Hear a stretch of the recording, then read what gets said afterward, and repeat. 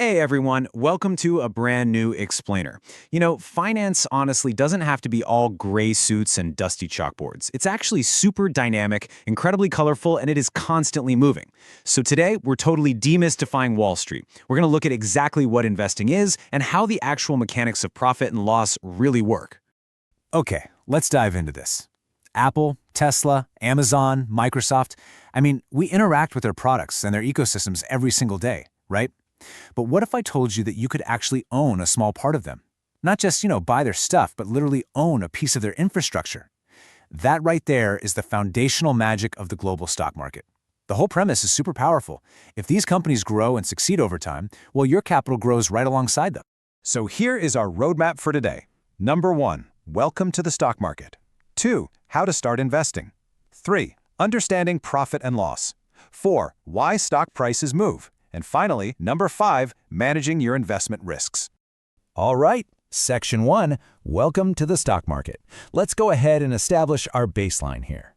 At its absolute core, the stock market is simply a marketplace where investors buy and sell shares of publicly traded companies. Honestly, just like any digital marketplace you're already used to, it operates on the fundamental principles of buying and selling.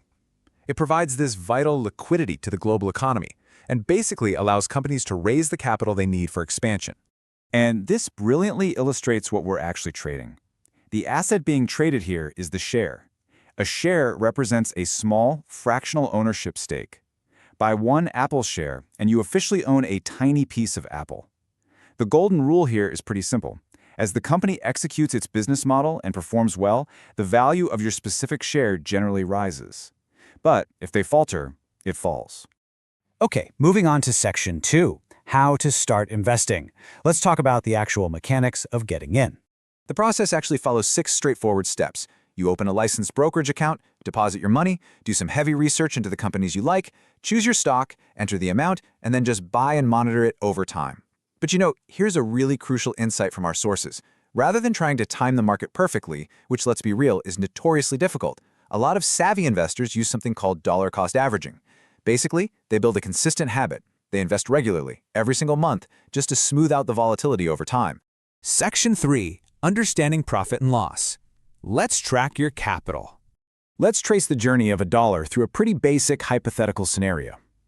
Imagine you decide to buy 10 shares of a company for exactly $100 each. So your total initial investment is $1,000, right? This is your baseline day 1. Now fast forward a few months. Let's say the company absolutely crushes its quarterly earnings and the stock price jumps to $150 per share. Your 10 shares are now worth $1,500. Your initial investment has grown, netting you a realized or unrealized profit of $500. That right there is a textbook capital gain. But wait, capital gains aren't the only way to make a profit. Many mature companies actually offer dividends. What's a dividend? It's basically a cash payment made directly by some companies to their shareholders out of their quarterly earnings. It's essentially the company returning capital to you, kind of acting like a bonus passive income stream just for holding on to their stock. Now, what's really interesting about this slide is how fast reality in the markets can actually shift. Imagine some bad macroeconomic news hits, and instead of rising, the stock price plummets from your $100 entry point way down to $70 a share. Yikes, your 10 shares are now only worth $700, so your original investment has actively shrunk. And this introduces the concept of a capital loss. This means losing money when selling shares for less than what you originally bought them for. If you let behavioral economics take over, you panic and you decide to sell your shares at that exact low point, well, you permanently lock in a $300 loss. That brings us to Section 4, why stock prices move. Let's look at the underlying drivers of supply and demand. You see, stock prices don't just fluctuate randomly, they're driven by real-world catalysts. Things like company earnings, new products and groundbreaking innovation, shifting economic conditions, interest rate decisions, overall investor demand, and of course, global news and events. It really all boils down to one simple law. If more capital wants to buy a stock than sell it, prices rise. If sellers outnumber buyers, prices fall. It's that simple. Finally, Section 5, managing your investment risks. It is all about protecting your downside. So the crucial point is that investing is literally never risk-free.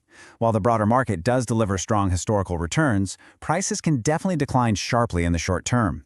To mitigate this, experienced investors rely on 3 core habits for managing risk. They invest for the long term, they make sure to diversify across different investments, and they actively avoid making decisions based on sudden fear or excitement. I really want to leave you with this powerful takeaway directly from our sources. The stock market is not a guaranteed way to make money. Learn first, invest carefully, and think long-term. I love that. It perfectly encapsulates the discipline required to actually succeed in the space. And that brings us to the end of our journey today. Now that you have a much firmer grasp on the mechanics of the market, I have one final question for you. Which company will you research first for your own portfolio? Tech? Retail? Maybe energy? The choice and the opportunity is entirely yours. Thank you so much for joining me for this explainer, and I'll see you next time.